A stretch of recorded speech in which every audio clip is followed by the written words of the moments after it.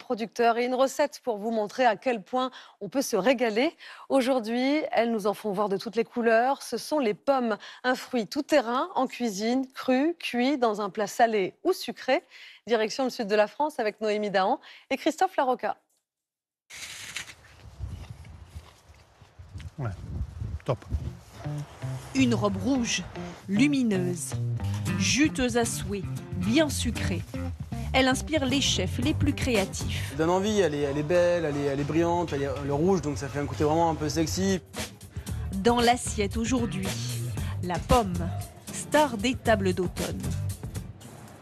Elle se cache sous ses filets pour se protéger de la grêle et des nuisibles. Dans son jardin d'Éden, Pascal D'Agostino cultive des pommes bio. Des stories, c'est leur nom. La cueillette vient de démarrer. On va récolter les plus beaux calibres, les plus colorés, les plus belles, quoi. Consommée depuis l'Antiquité, la belle s'épanouit dans les vergers de Provence, où l'on en produit 300 000 tonnes chaque année. La pomme a besoin d'eau, de soleil, de lumière. C'est tout. Récoltée jusqu'en novembre, son goût acidulé s'invite dans les cuisines des plus grands chefs, amoureux des produits de saison.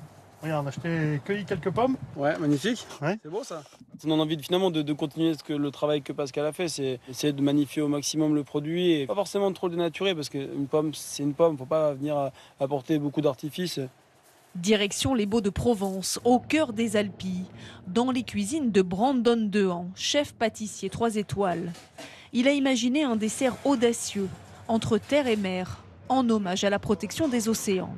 C'est un dessert autour de la pomme et un sabayon à l'encre de sèche et une réduction à base de coin. Il choisit tout d'abord des pommes bien rondes qu'il va éplucher, découper, puis tailler à la manière d'un hérisson. Il faut ensuite faire confire les fruits. Là, je mets juste un jus de pomme dans la casserole. Le but, c'est de venir le nourrir au maximum de jus de pomme. Tu vois, regarde Pascal. L'idée, c'est vraiment... donc on est venu tailler la pomme très très finement, mais dans tous les sens, ce qui fait que du coup, on a quand même un côté un peu comme une anémone de mer. Pas mal. Pas mal. Le chef monte ensuite un sabayon. Puis, étape clé, C'est de l'encre de sèche. à laquelle il ajoute du plancton pour contrebalancer le côté acidulé de la pomme. Il faut quand même qu'on ressente ce côté salin qui est hyper important dans le sabayon. Après 2 heures passées au four, les pommes se sont métamorphosées. C'est confit, mais en même temps, ça a quand même de la tenue, c'est quand même croquant. Et on fait ressortir toutes les petites antennes comme si c'était une anémone de mer. Puis place au dressage, une crème épaisse sur laquelle on dépose la pomme confite.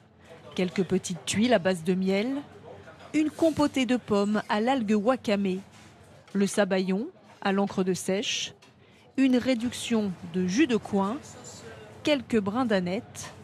L'année pomme, comme l'a baptisé le chef, est prête à être dégustée. Car pour Brandon Dehan, la cuisine est avant tout une histoire de partage. La pomme, elle est sublimée. Sublimée avec tous ses détails, toutes ses couleurs, toutes ses saveurs. C'est rien à dire, c'est excellent. Sans Pascal, sans tous les producteurs avec qui on travaille, on fait rien finalement. Je veux dire, on a beau avoir des idées, si on n'a pas les produits.